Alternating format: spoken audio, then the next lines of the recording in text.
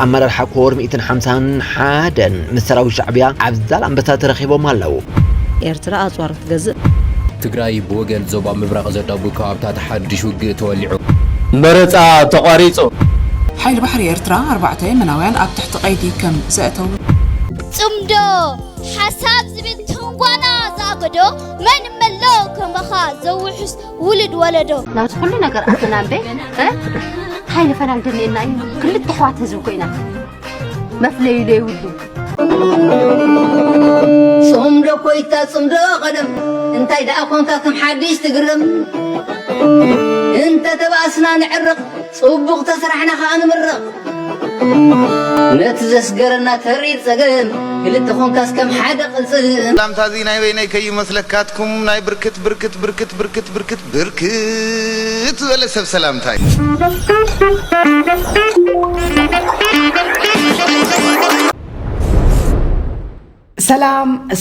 سلام زخبركم من زخبركن فتواتن كبراتن تخاتاتلتي سلام يعني يوردن سلام أوني حنن بعلمه سلام يوردن هاجرنا سلام انتقينا علم بعلمه نحنا نقصن من أسي قصن عديتا نقصن أبوتا تقصن إزقابير أملاك بعلمه محرة وردن صمدو حساب زبين تنقوانا زاقدو من ملو كمخا زوحس ولدو وحجون صمدو حريا خلته هزبي بفقرن سيني تنزعبي طعو ما سمعمنا زملس نلبي طعو ما سمعمنا زملس نلبي إتران تكراين قربابتي عاد تم قدامات عاد موكاننتي هزبان زنبر بتعقستي عاد ششايوه عاد هبتي صمدو حريا خلته هزبي بفقرن سيني تنزعبي وحجون حريا خلته هزبي بفقرن سيني تنزعبي شغلنا عوض بالمرين تاكلوا ودو أجوها بابا زاي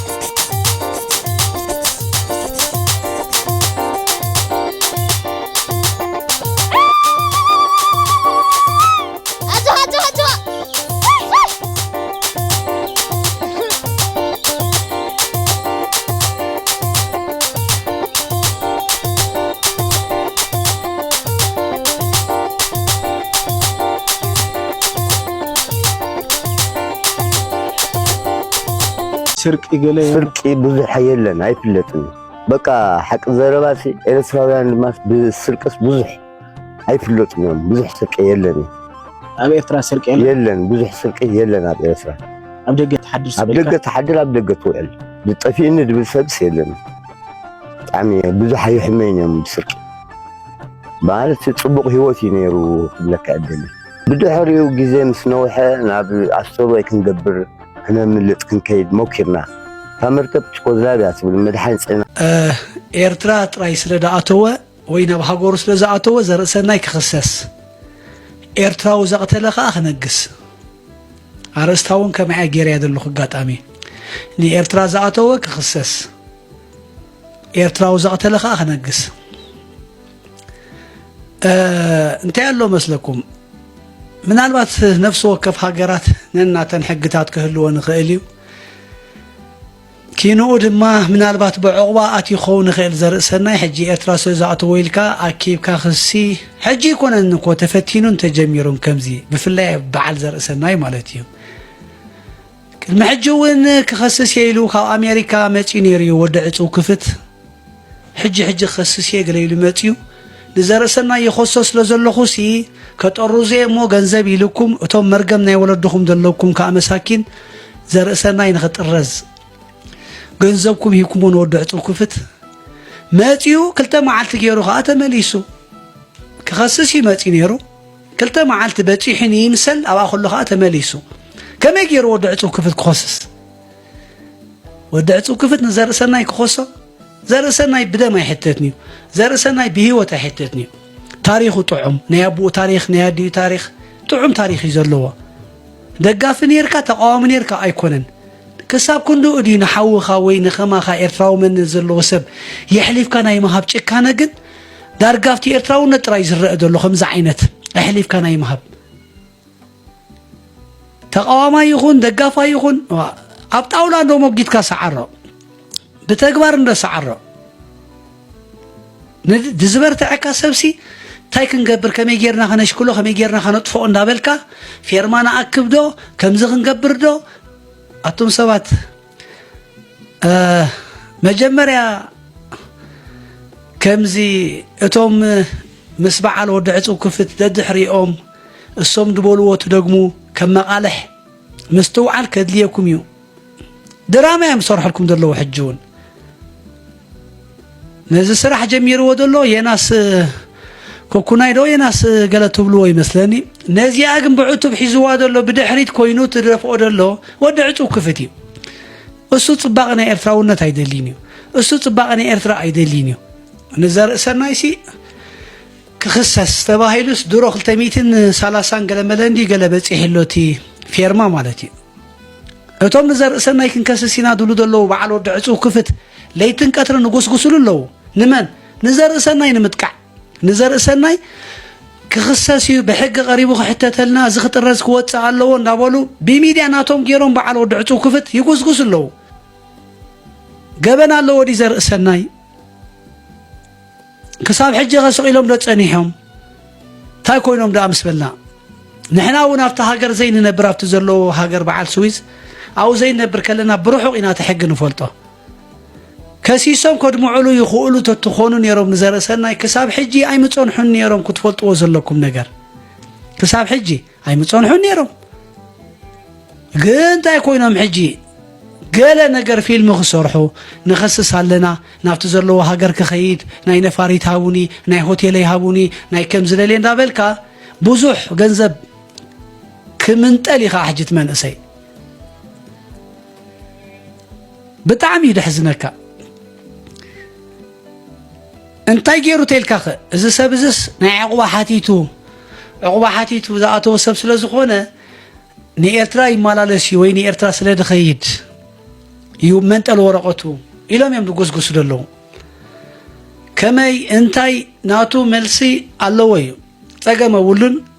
كعوتلون يكون لي يمزد خيّة دولار قط أنيه كداهم يوم كم تربالكم جن نتسعر علينا نخلي لنا نقولو كافت من السي كم جرت يوم كحج جنزب حق أني تاتقونكم تومي كسس تولد اللهم تومنا إيرترا حماق زي تدليو أتومنا حزبهم كفو دي تدليو أبتقراي سبلكم الله شوعات أما عسكر إرتراوي سدتنياتات بوراجع بزرق بهايمانوت دتقوتولو الله شمو مالني لكمي 10 تجزيه زرزر اسماتو مالني مسكرات اللوني ودعت وكفت بعالي أقتلوهم أرشنوهم بجنزب يريو يطفيهم حقي إن دحرت أمنهم كس مسرطلو أنا ترى كومنت قبلكم دخيمة خيولكم بنات هيك سراي مسكرنا تأبز الله وخيده فيديو قريت أخصد لكم نعوس مسرطلو نودعت وكفت كس مسرطلو إذا بعمي قدام هيدا الرجال سرعنا هيوت حطي كينو نخيد بشيم إيرتراويان سدتنيا تابليبيا زلو أبي إثيوبيا زلو أب السودان زلو نايكندي والكسبات غوفاوندي ميخفيتو زبولعو مليونات ገንዘብ አሎ ስለዚህ አሕጅስ ንዘር ሰናይ ብዙሓት ሪኦም ኣለኹ ዝ ማሕበራዊ ሚድያታት ኣምፂኦም እቲ ተኸፊቱ ዘሎ ናይ ክሲ ኣብዚ ፈርሙ እንዳበልካ ዘውር ኣሎ ኩላኻ ኸውር ሓምሓምታ ሃድልማላ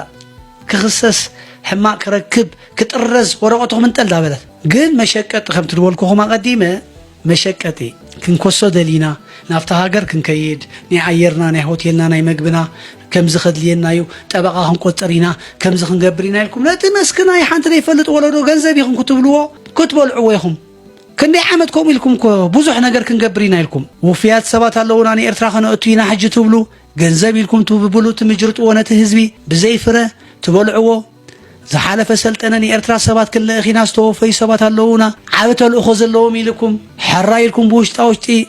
كشاملو جنزب قبيلكمو بلي عوت جنزب سلطنة جنزبنا لكم تحتيتكم وقتايب لكم وتوم دلا أخنا يوم وفيات حماق قاتيمو ما بتحتو تروح إلهم إرترام ساعته لين فوتو قدايب كيلن بتليفون كوبيلو أفكم دعاتوكم علىكم سخون جنزب تحت لهم لكم توم دلا أخنا يوم ني إرترا سباتكو أنصلوا لنا حلفتو أنصلوا لنا دلا أخنا يوم ني إرترا جنات سرحت كيف تصوموا بتحتو تروح إلهم بعبيكو هيوتهم تفي أمالو سخون كان جنزب تحت لهم إلكم ኣብ ኣሜሪካ ኮይኑስ ካብ ኢትዮጵያስ ውፍያት ሰባት ንሰድድ ኣለና ኢና ንኤርትራ ልኡኻት ኣለውናዮም እዚኦም ውሱናት ሓለፍቲ ቁንጽሉልና እዮም ብዕውት ክምለሱ ብዕውት ከኣትዮም ስርሒት ክፍጽሙ ገንዘብ ኢልኩም ማልያ ይብሉ ገንዘብ ንእገለ ቀተለልና ንእገለ ከም ዝበለልና ኢልኩም ያይ ወዲ ዕጹው ክፍት ለይኹስ ነስመራ ሰእቲስ ከቐንጽል ሰባት ታይልኩም ሓሊፉ ግዜኢኖ ሻሻይ ወርሐ በጽሕሎ ሕጂ ታይልኩም ቶም ሰደድናዮም ውፍያት ኣብ ቁጥጥር ውዒሎም ነስርሒት ከይፈጸሙ ሕጂ ስለዚ ብዓብዪ ህይወቶም ኳጠፊኦም ዘለውስ ከመይ ጌርኩም ተሓቱ ሕጂ ከምዚ ኢልኩም ክሳብ ከምዚ ክትጻወቱልኩም ሕጂ ከዓ ኩላትኩም እዞም ንዘርእሰናይ ከተጥቅዑ ትጎይ ዘለኹም ድገርም ነገር እዩ ሓቀኛታት ተኾንኩም ፍትሓውያን ተኾንኩም ኣነ ሓንቲ ነገር ክነግረኩም ሰልጠነ ግርማይ ዝበሃል ወዲ ዕጹው ክፍት 7 ሰባት ኣብ ትግራይ ኣቕቲሉ ሙሉእ ጭብጥ ኣለኒ ጉዱሳት ሃገራውያን ተለኹም ዓለም ለኻ ክስ መስርትሉ ደጋጊ መዛረብ ኣለኹ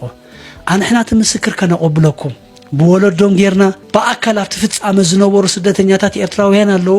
ቃል ምስክርነቶም ክህቡ ቀላል እያ ነዚኣ ጽቆጡላ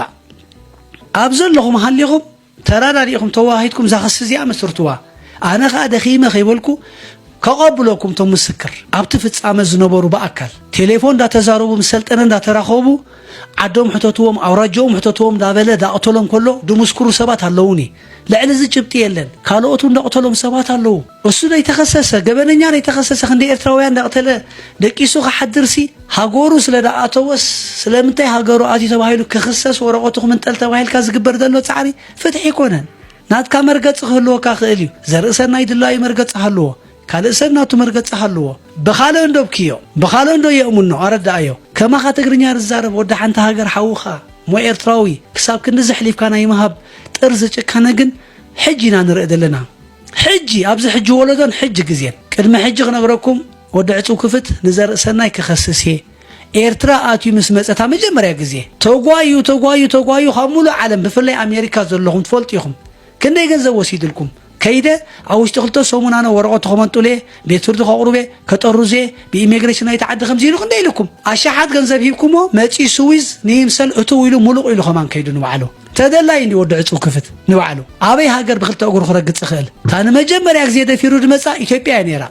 ኣብ ኢትዮጵያ ኻ ከምታ ድበልኩኹም ዕድል ኣይገበርኩን ኣነ ኣምዛ መሬት ኣብ ምልእቲ ዓለም የድለኩም ዘለኹ ብክልተ እግሩ ኣይዛወርን እዩ ደም ኣለዎ ድርቢሾ ክንደይ ንጹሃት ኤርትራውያን ኣጥፊኡ እዩ ሕጂ ኣብ ነንሕድካ ኣብ ሚድያ ወፂኻ ኣብ ቲክቶክ ዶ ኣብ ገለኻ ምብላዕ ሓቀኛታት ተኾንኩም ሓልዮት ናይ ህዝብኻ ደለካ ሃገርካ ተፍቅር ሰብ ወዲ ዕጹው ክፍት ገበነኛ እዩ ብደም ኤርትራውያን ድሕተት ሰብ እዩ ጉዱሳት ሰባት ምሁራት ኣለኹም ነዚ ክሲ ዝኣበግስዎ ካልእ ኣይናሓተኩም ኒና ንሕና ባዕልና ከዓ እቲ ሙሉእ ጭብጢ ኸነቐብለኩም ኣለዉ ብህይወት ኩም ምስክር በኣካል ኣለዉ ብደይንሱ ክንደይ ኤርትራውያን ኣብ ሱዳን ኢትዮጵያ ሊብያ ቦኦም ዝሸቆጦ ገንዘብ ኣሎ ካልእ ተወሳኺ ሰነድ ሓስኩምሉ ሰባት ኣለኹም ጀምርዎ እዚ ጉዳይ እዚ ኣቕርብዎ ብሕጊ ልዕሊ ኩሉ ከኣት ኣሎ መስለኩም እቲ ደም ንጹሃት ኤርትራውያን ደፍሰሰ ብሽም ክንደይ ጀጋኑ ድሸቀጠ ጋና ድሽቅጥ ዘሎ ስደተኛታት ኤርትራውያን ደሞም ደፍሰሰ ምስ ምስክሩ ምስ ጭብጢ ዘሎ ተገዳስነት ግን የለን ከሲስኩም ክስ መስሪትኩም እዚ ሰብ እዚ ናይ ብዙሓት ሰባት ብሽም ስደተኛታት ኤርትራውያን ጎፋውንድሚ እንዳኸፈተ ክንዚ ገንዘብ በሊዕ ኢልኩም ተትፈልጥዎ ኣክብዎ ንሕና ድሓዝና ኣለና ኩሉ ራጉድና ነሰብ ዘ ብሕጊ እንዶ ንሕተቶ ሓቀኛታት ተኾንኩም ገበነኛ ገዲፍካስ ሃገሩ ስለ ዳኣተወ ጥራይልካ ክስ ክትምስርት ፌርማ ክትእክብ ክትውዕል ከም ጽልል የሕዝን እዩ ዝኾነ ዘርእሰናይ ሕጂ እውን ብዙሕ ፈተና ክመጾ እዩ ብዙሕ መሰናኽል ክመጾ እዩ ኤርትራ ኣጽዋር ክትገዝእ ኣብዚ ዝሓለፈ ሰሙናት ክግለጽ ጸንሐ ምልዓል እገዳ ኣሜሪካ ኣብ ልዕሊ ኤርትራ ተኣሳሲሩ ብቐንዱ እገዳ ስለምንታይ ብምባል ኤርትራ ኣጽዋር ክትገዝእ መሰላ ምዃኑ ተሓቢሩ